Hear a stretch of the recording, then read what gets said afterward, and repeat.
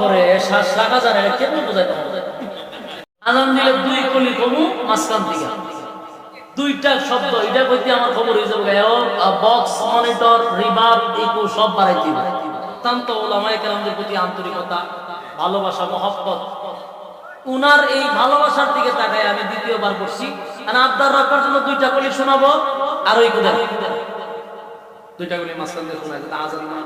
আর এখন শুনেন, আজানের কথা দিয়ে বলছেন বয়ান এখন খানার পরে টান রাখা যায়, এবার আবদার রক্ষা করতেছে।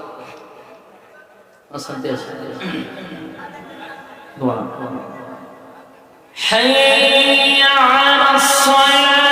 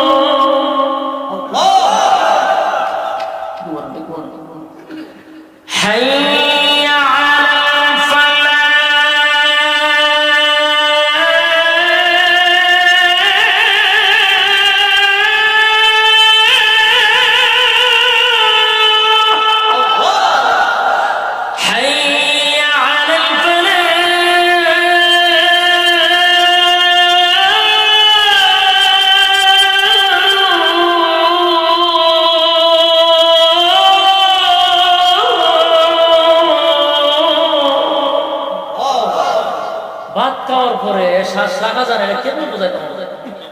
এরপরে আমার উপর অত্যাচার করতেছে।